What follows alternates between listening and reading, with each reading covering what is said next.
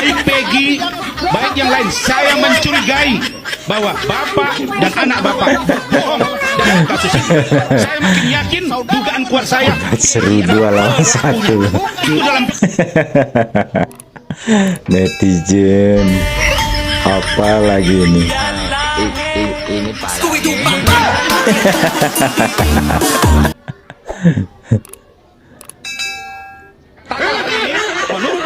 Rasin khusus Rasman. maka tolong lapas untuk simpan dia di tempat ditahan supaya dia tidak cuap-cuap kemana-mana dan tidak menimbulkan keresahan. Hari ini bisa Perdebatan sengit semasa kasus Peggy. persidangan dan hakim menuntut kenapa Polri yang terus-terusan juga Adinda Aiman. Saya sebenarnya rindu sekali ketemu Bang Yus berdua aja karena saya tahu beliau banyak kabar istri Indonesia. Kita sepakat, institusi harus dijaga, nama baik Polri harus dijaga. Tapi jangan sekali-sekali coba ya rusak nama baik institusi seolah-olah penegakan hukum ini tidak benar. Karena itu dia sombong dan angkuh. Manusia-manusia yang sombong itu dikategorikan sebagai manusia berperilaku iblis. Karena itu kami sangat serius supaya memberikan pembelajaran kepada pihak-pihak lain untuk jangan seenak perutnya. Memang Undang-Undang Dasar memberikan ruang dan waktu untuk orang bisa melakukan kritik, tapi bukan untuk hujat dan caci maki orang, merendahkan harkat dan martabat. Sangat sakit sedih sekali perasaan orang. Sangat sakit sedih sekali perasaan orang. Ini orang sudah sewaktunya di penjara. Ini makhluk harus di penjara supaya menjadi teladan dan contoh bagi orang lain. Baik Gitu. Bang, kalau Harus dihukum dia.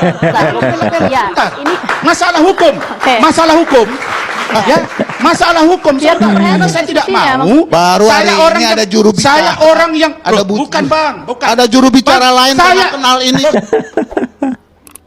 Seru. Terus ada seorang mantan petinggi Polri yang saya lihat hampir tiap hari komentari Polri, seolah-olah Polri salah semua. Ranija. Padahal dia bagian terpenting dari Polri itu. Kenapa sih begitu Pak? Tolonglah Pak, jangan terlalu ini Pak. Kita yang sipil aja kasihan yang Polri begini kan, masa Bapak enggak sih? Oh, kita tidak mendukung penegakan hukum, pasti Pak. Kami tim penasihat hukum dari Abdul Fasren dengan saudara Muhammad Kafi ini sangat cinta dengan penegakan hukum yang rule of law, yang equality before the law. Tapi kami tidak mau bahwa kata-kata itu penggiringan yang ujung-ujungnya seolah-olah seseorang itu bersalah. Saya pun begitu menginterogasi orang, tapi kan tetap dalam film bahwa praduga tidak bersalah, presumption of innocent. Tidak bilang ini saya keyakinan Praduga saya. tidak bersalah tapi Orang menyudutkan Peggy terus. Begini, nanti akan begini. Nah, jangan begitu dong. Apalagi Anda berasal dari institusi itu. Kan tidak elok gitu dipandang orang. Nampak banget lah bahwa Anda itu something Kurang-kurang ninja. dengan institusi itu. Padahal Anda besar dari situ. Saya dengar-dengar masih uang pensiun masih diterima tiap bulan. Saya dengar ya. Kurang elok nggak Nyindir apa-apa. Susno. Buat kura-kura ninja, ya, apa yang kamu tanam itu aku petik. Ada program acara yang dibahas Eti Susu Paha. Nah, itu kata Farhad, saya nggak tahu kemana arahnya itu. Itulah yang terjadi ya jika pengacara nasional atau pengacara ibu kota, pengacara public figure itu terjun ikut menangani sebuah kasus ya. Jadi yang namanya senggol menyenggol ya, menghujat sesama pengacara nih ya, yang sudah nasional, yang sudah terkenal, itu adalah hal yang biasa guys ya. Jadi selain mereka itu membela kliennya, membela tersangka atau terdakwa, mereka juga akan menampilkan gimmick ya, menampilkan sebuah drama yang tentunya juga tidak perlu mereka lakukan, karena fokus mereka itu justru akan bukan fokus untuk membela kliennya, tapi mereka itu malah justru semakin melebar ya, makin menampilkan sesuatu yang tidak jelas ya. Tetapi justru dengan tampilnya mereka memberikan pernyataan-pernyataan yang kontroversial, itu semakin menambah menarik ya sebuah kasus ya, menjadi bumbu-bumbu dalam sebuah kasus ya, menjadikan kasus itu lebih menarik untuk disimak. Dan tentunya juga ini menguntungkan bagi mereka ya, bagi pengacara tersebut, karena bisa menaikkan rating ya, menaikkan rating, bahwa mereka itu semakin terkenal, semakin dilihat oleh masyarakat karena sering tampil di televisi, ya otomatis nilai jual mereka atau harga mereka menjadi pengacara itu akan semakin tinggi harganya.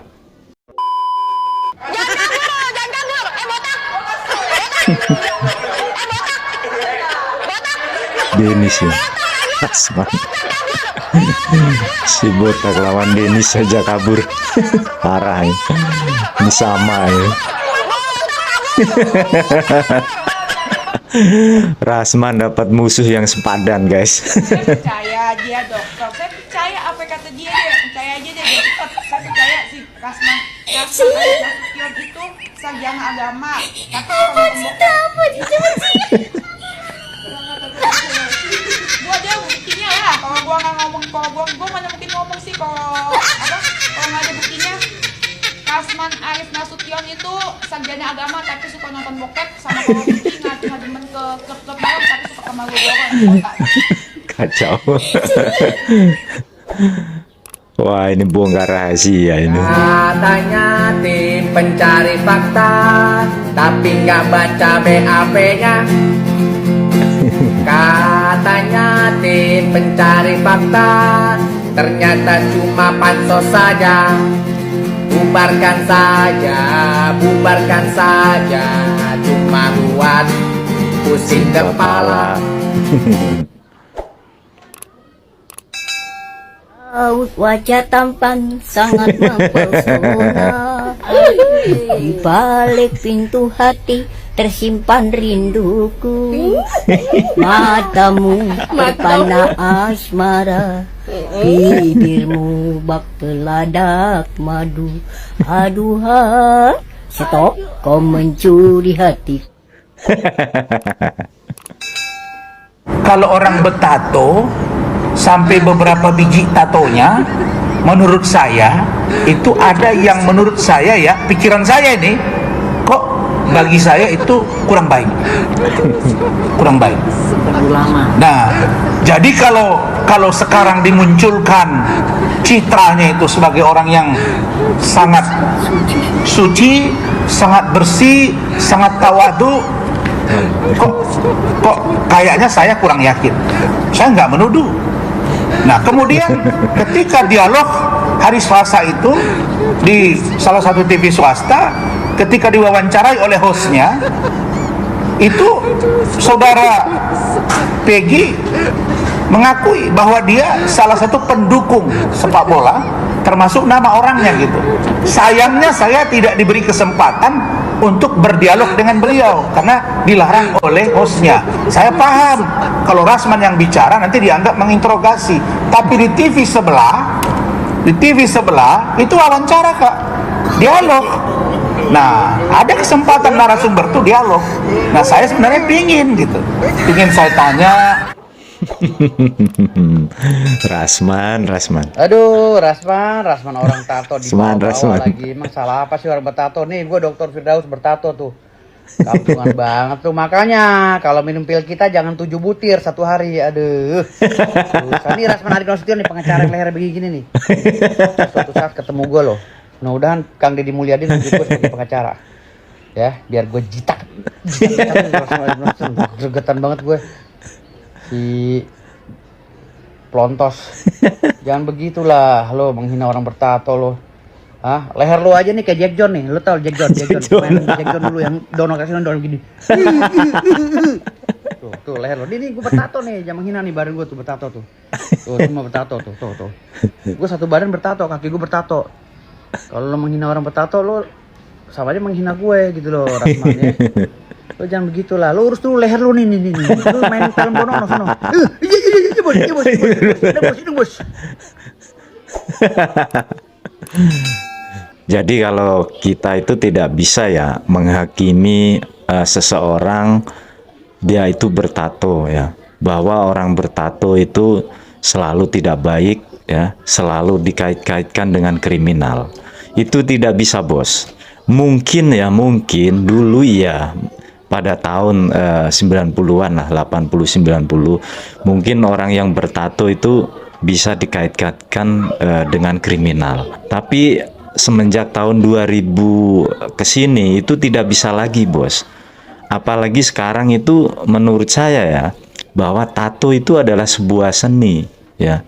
Belum tentu orang yang bertato itu selalu kriminal, selalu melakukan tindak kejahatan. Tidak, ya kan? Seniman banyak yang bertato ya, seniman musik, seniman sinetron ataupun pemain film. Ya itu banyak yang bertato. Terus polisi juga ada kok yang bertato, ya kan? Terus pengacara, ahli-ahli hukum itu banyak yang bertato. Dan mereka itu menganggap bahwa tato itu bukan sesuatu yang jahat atau sesuatu yang jelek, tapi tato itu adalah sesuatu untuk mengekspresikan diri mereka sendiri ya. Jadi intinya adalah bahwa tato itu adalah seni ya. Ibu tuh, itu dia. Ikan Peggy lagi pulang dari rumah, pengacaranya tiba-tiba dicegat. Si Ibnu asik. Bocor juga si Ibnu. Saudara bengong. Di saat itu katanya saudara tidur di bedeng ya. Kira-kira luasnya berapa? Luasnya sekitar 1 hektar, Pak. Wow, 1 hektar. Amazing. Ya, amazing, Pak. Emangnya waktu itu kira-kira saudara tidurnya di mana? Dan di sebelahnya siapa? Iya, sengantuknya, Pak. Kalau ngantuknya di toilet, tidurnya di toilet, Pak. Oh. Lalu bedeng yang katanya saudara itu 1 hektar. Posisi tidur Anda itu di mana kakinya? Di belakang kah? Apa di samping? Atau bagaimana? Di atas, Pak. Kaki saya tarik, terus saya gantung. Coba deh, Pak. Enak. Enggak. Terima kasih.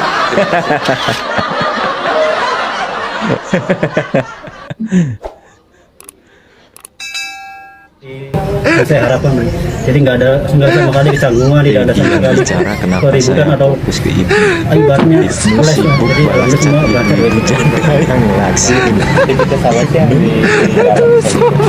aktivitas yang kebiasaan kami lakukan di dalam. Kalau misalkan jam segini biasa lagi apel pagi habis pagi kita makan pagi, terus kita bersenda gurau, kumpul bareng, tertawa bareng, kadang-kadang sedih bareng. Nah, setelah itu kita tidur bareng-bareng, terus nanti siang bangun terus buat sholat berjamaah bareng.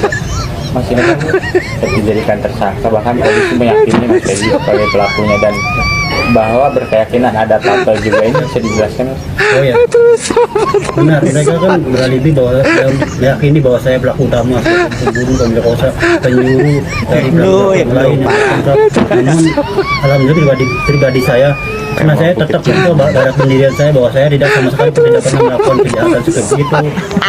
Ya, saya serahkan aja mereka karena mereka berhak memberikan pandangan mereka, memberikan opini mereka. Ya, saya gini terus. Coba. Aduh, jangan lupa. Iya. Ya kan? Iya, masih Pak. inget kan? Masih. Kamu di Bogor beli apa? Beli cewek. Berapa harganya? 300.000. Di mana belinya? Di Bojonggede, tapi tempatnya kampung apa nggak tahu. Berapa kali? Nggak inget. Berapa 1 kali, Pak. Tapi keluarnya 2 kali. Iya. Jadi beruntung sekali ya, Peggy ini punya teman-teman yang sangat jujur ya, sangat polos. Ini Peggy Setiawan tuh roadshow kemana-mana. roadshow mana-mana. Pergi ke TV, Ngiri, bos. TVC. Nah, ini pertanyaan besar bagi saya. Ada apa? Apa? Baru kali ini saya lihat ada putusan pra peradilan dan orang yang menang itu roadshow kemana-mana.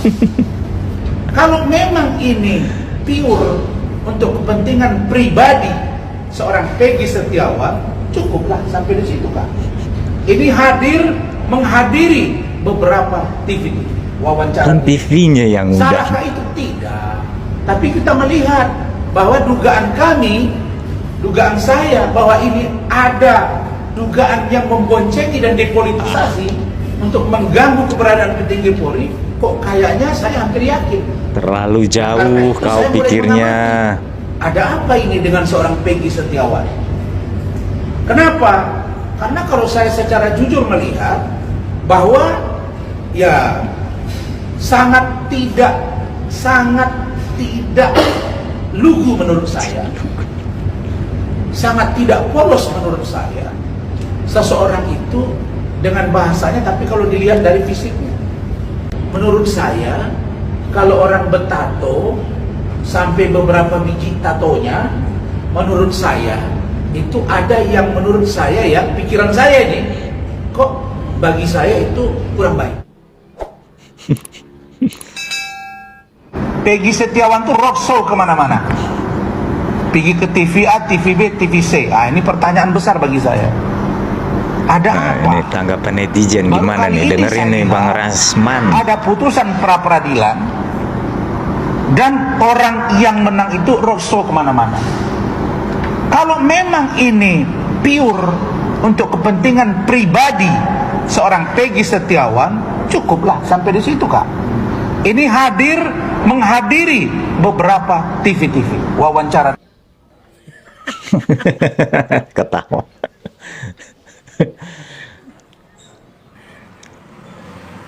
Woi botak. botak. Atau biarin aja dia mau diundang ke podcast kayak, mau diundang ke stasiun televisi kayak. Kok lu yang sewot sih? Kan itu udah menjadi tanggung jawab publik untuk menjawab semua tuduhan terhadap dirinya. Aneh kamu ini. Kamu aja diundang di mana-mana orang nggak sewot. Iya, Orang sewot nggak sih Bang, saya biarin sewot. aja. Rasman diundang. Lagian, bukan si Peggy yang mau diundang, tapi stasiun Iya, televisinya betul. yang mau undang dia. Iya, bukan Peggy-nya. Hidup kamu ini penuh dengan kedengkian. Mending lu urus Rudiana tuh, kenapa sampai sekarang dia nggak nongol-nongol? Kenapa nggak orang nggak mau ngundang atau dia yang nggak mau datang? Takut keceplosan kali ya kalau diundang. Diundang Hotman aja nggak mau ketemu sama Hotman. Beda dong sama Peggy. Kalau Peggy ini kan emang Nggak bersalah. bawaannya tuh emang lugu gitu ya. Jadi dia ngomong tuh apa adanya, nggak dibuat-buat gitu. Coba lu komentarin Rudiana tuh. Ini malah Peggy aja lu pojokin terus-terusan. Udah jelas-jelas Peggy itu korban salah tangkap. Dasar ini otak.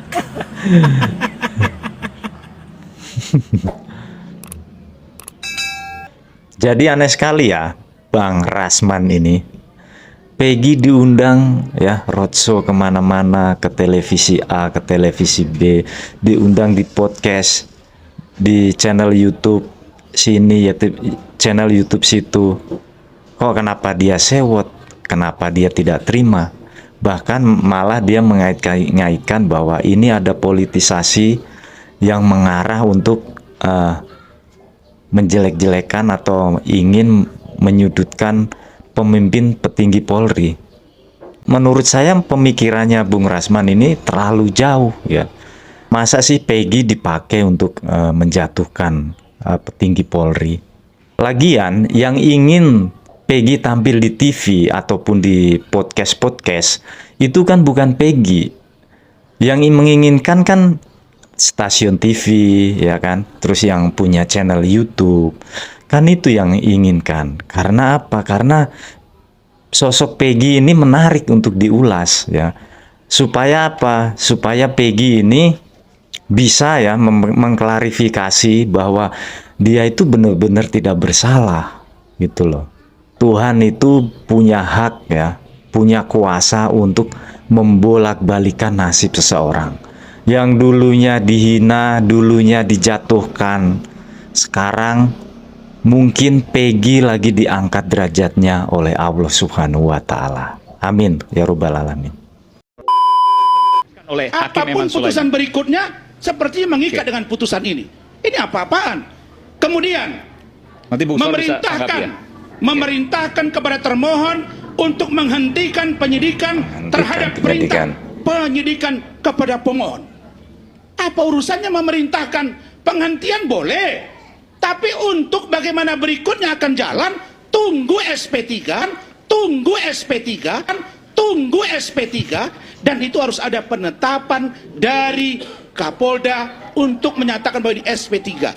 Ya pemirsa, saya baru mendapatkan informasi baru eksklusif ini bahwa telah diterbitkan surat perintah penghentian penyidikan SP3 atas nama Peggy Setiawan. Betul ya Bung Tony ya? Betul. Boleh saya lihat. Langsung dibayar kontan. Dan ini tidak dapat diumumkan kan? Oke, ditandatangani oleh Direktur Iya. Oleh, boleh saya baca ya? Ditandatangani oleh Direktur Reserse Kriminal Umum Polda Jawa Barat Surawan SIK, Komisaris Besar Polisi. Betul ya? Tanggal 8 Juli. Krek. Rasman. Bung Rasman, ini bagaimana sih? Masa hakim ya, pengadilan tidak boleh memerintahkan penghentian penyidikan kepada tersangka, kepada Peggy Setiawan. Ya kan kita tahu guys ya, bahwa yang namanya hakim ya, itu kan salah satu penegak hukum yang tertinggi kalau menurut saya ya, yang tertinggi. Jaksa itu di bawahnya ya, kepolisian itu di bawah hakim ya kan. Jadi hakim ini adalah aparat ya, penegak hukum yang paling tinggi di antara jaksa dan kepolisian. Jadi wajar dong ya kalau hakim ini memerintahkan untuk menghentikan penyidikan atas Peggy Setiawan. Jadi bagaimanapun kepolisian ya harus mematuhi apa yang sudah diputuskan oleh hakim di pengadilan pra-peradilan kasus Peggy Setiawan. Ini aktornya adalah Pak Rudiana. Gembong narkoba tidak terbukti. Dulu netizen bilang ini cucu jenderal, tidak terbukti. Dulu bilang ada anak jenderal, tidak terbukti. Anak bupati, tidak terbukti. Terus apalagi yang mau kita bilang ke netizen ini? Nggak ada ini. Orang ini sesuai dengan irama-iramanya aja, mana yang enak di dia aja. Dan itu bisa dibazar kok, ya. Ya gimana mau terbukti ya Bung Rasman? Harusnya kan diperiksa. Orang ini kan belum diperiksa, ya kan? Jadi netizen ini mempermasalahkan kenapa orang-orang yang dianggap terlibat ini tidak diperiksa. Seperti Rudiana. Rudiana ini sudah diperiksa tapi diperiksa oleh Propam, ya kan?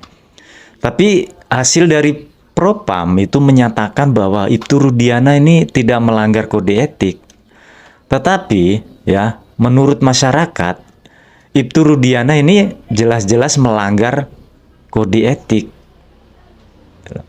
Intinya masyarakat itu tidak percaya dengan hasil dari investigasi atau penyidikan dari Propam itu sendiri. Mungkin ya netizen itu menerapkan ilmu cocokologi ya. Tetapi netizen Indonesia ini yakin ya bahwa Ibtu Rudiana ini tahu segalanya ya, tahu segalanya tentang kasus meninggalnya Vina dan Eki. Apakah betul yang terpidana kasus Vina yang dipenjara itu bersalah atau tidak? Itu Rudiana itu tahu, ya kan? Jadi intinya netizen ini tidak minta banyak kok, ya.